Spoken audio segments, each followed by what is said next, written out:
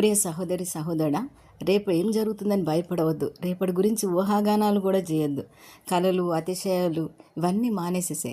రేపు నీకేం జరుగుతుందో నీకు తెలియదు. అతిశయపడాల్సిన అవసరం లేదు. మనం నిన్నటి వారమే. ఇప్పుడు అది నీ జీవితం నీ చేతిలో లేదు. దేవుడు ఆశీర్వదించిన కొలది అభివృద్ధి చెందించే దినాలు ఉంటాయి. మనం ఈ రోజుని బట్టి ప్రభుని స్తుతించాలి. ఈరోజు దుఃఖంలో ఉన్నావా? రేపటి దినం నీకేం సంభవిస్తుందో నీకు తెలుసా? నిన్ను గూర్చి అన్యులు దేవుని ఎదుట పొగడాలి. నిన్ను గూర్చి నువ్వు చెప్పుకోవడం కాదు, కానీ నీ ఘనత గురించి ఎదుటివారు చెప్పేవారిలాగా ఉండాలి. ఆ విధమైన జీవితం కోసం నీకు ఈ దినం నీ చేతిలో ఉన్నప్పుడే నువ్వు దీన్ని వినియోగించుకో.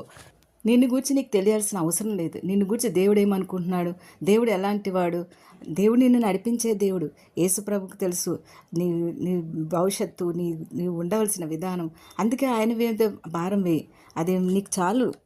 నీ ముఖం ఎలాగుందో నీకు కనబట్టలేదు కదా. నువ్వు ఎలా ఉన్నావో, ఎలా కనబడుతున్నావో ఇతరులు చెప్పాలి. ఒక్కొక్కసారి నీ పరీక్ష సమయంలో దేవుడే చెప్పాలి, ఇతరులు చెప్పింది కుదరదు. నువ్వు ఎలాంటి వాడవో వాక్యమనే అర్థంలో చూసుకో. రేపు నీది ఏం జరుగుతుంది నాకు తెలియదు, కాబట్టి భవిష్యత్తు గురించి ఆలోచించిన దేవుడు ఉన్నాడు. ఆయన మీద నా భారం మోపుతానని ఆయన కృతజ్ఞతలు చెల్లించు. భవిష్యత్తు గురించి అతిగా ఆశలు పెట్టుకోకు. ఆత్మవిశ్వాసం వద్దు అని అది ఏం జరుగుతుందా తెలియాలని, సంభవించే దాని గురించి తెలుసుకోవాలని, నియంత్రించాలని భవిష్యత్తు గురించి పరుగులు పెట్టకు. కష్టపడి పనిచేయి. నీ వంతు ఆస్వాదించేది దేవుని వంతు. దేవుని నిమిత్తము నీవు పడే ప్రయాస వ్యర్థం కాదు. అది పరలోకంలో నిన్ను పొగిడేదిగా ఉంటుంది. అక్కడ నీకు ఏం సంభవిస్తుందో నీకు తెలియదు. రేపటి దినాన నువ్వు పరలోకంకి వెళ్ళినప్పుడు ఇది శాశ్వతం కాదు. ఇది కొద్ది దినాలే. ఈ డ్రామా ఈ కొద్ది దినాల్లో నువ్వు పరలోకానికి సంబంధించిన దానివని, పరలోకపు వారసత్వం నీకుందని, పరలోకపు మనిషిగా జీవించు. నీ ఆత్మలో ఏదీ లేదు. నీ ఆత్మలో పేదరికం లేదు. నీ ఆత్మలో జబ్బు లేదు. నీ ఆత్మలో ఏదీ లేదు. నీ ఆత్మలో అన్నీ కలిగిన దేవుడు ఉన్నాడు. మనిషి స్వభావం ఒక మనిషి మనసులోనిది అతని జీవిత విధానం బట్టి తెలుస్తుంది. మనుషుల ప్రశంసలు ద్వారా పరీక్షించబడతారు. వారి స్వభావం బయటపడుతుంది. నీ కుటుంబం కోసం ప్రయాసపడుతున్నావా?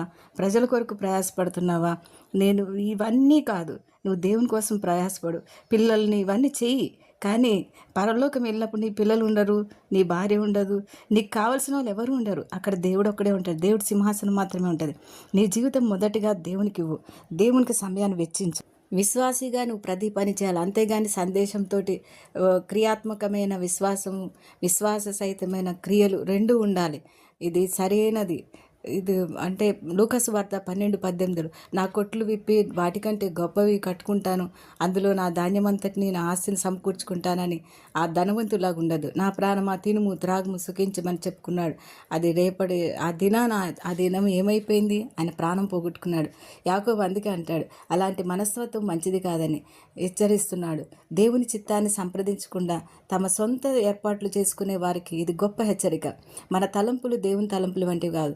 కీడు చేస్తే పాపం, మేలు చేయకపోవడం కూడా పాపమే. కొంతమంది మేలు చేయరు, కీడు చేయరు, ఉదాసీనంగా ఉంటారు, అది కూడా పాపమే. తనకున్న ఒక తలాంతిని పూడ్చిపెట్టిన వాడిలాగా ఉంటుంది. మనం ప్రయోజనకరమైన కార్యాలు చేయాలి. దేవుని అడిగినప్పుడు నీవు నీ లెక్క చెప్పుకునేటట్లు ఉండాలి. నిష్ప్రయోజనంగా జీవించకు. యాకోబు ఈ వాక్యంలో మనుషుల అంచనాలు, వారి స్వార్థమైన ప్రణాళికలు ఎలా పరిణమిస్తాయో యాకోబు 4:13 అంటున్నాడు. నేడైనా రేపైనా ఒకానొక పట్టణం వెళ్ళి అక్కడ ఒక సంవత్సరం వ్యాపారం చేసి లాభం సంపాదించుకుని చెప్పుకొను వారలారా, రేపేం సంభవించునో నీకు తెలియదు. నీ జీవం వాటిది. మీరు కొంతసేపు కనబడి అంతలో మాయమైపోయి ఆవిరి వంటి వారే కదా. మీ బ్రతుకు ఏ పాటిది? మీరు కాసేపు కనబడి అంతలో అంతర్ధానం అయిపోయేవారే. మేమనాలి, ఏమి చేయాలి? ప్రభు చిత్తము. బ్రతికి ఉండి ఇది చేద్దాము అంతే అని అనాలి. అంతేగాని ప్రస్తుత జీవిత విధానం ఎలా ఉంది, డంబాలతోటి నీ పొగుడుకుంటూ గడపకు. విశ్వాసుల్లో సామాన్యంగా కనిపించే పొరపాటు ఇదే. దేవునితో ప్రమేయం లేకుండా కొందరు తమ కార్యక్రమాలు నిర్ణయించుకుంటారు. దేవుని సంప్రదించరు. దేవుని తోడ్పాటు సహాయం లేకుండా తమ వ్యవహారాలు చక్కబెట్టుకుంటూ ఉంటారు. అది ప్రవర్తన వైఖరిని దేవుని పట్ల ఆసక్తి చూపకపోవడము. బ్రతుకుండి మనం గడ్డి పువ్వు లాంటి జీవితం అయిపోతుంది. రేపు మనం ఈ లోకాన్ని విడిచిన తర్వాత అక్కడ ఏం సంభవిస్తుంది? అక్కడ నీ యొక్క ఈ డంబాలు, నీ యొక్క జీవితం నీకు వస్తుందా, ఎదురొస్తుందా? యాంత్రికంగా జీవించడం కూడా తప్పే. మీరు ఆలోచించుకోండి. ప్రార్థన చేసుకుందాం. సర్వోన్నతుడా, సర్వాధికారి, నీకు వందనాలు, స్తుతులు, స్తోత్రాలు చెల్లిస్తున్నాం. ఈ దినం రేపటి దినం గురించి యోచించొద్దని మీరు సెలవిచ్చినారు ప్రభా.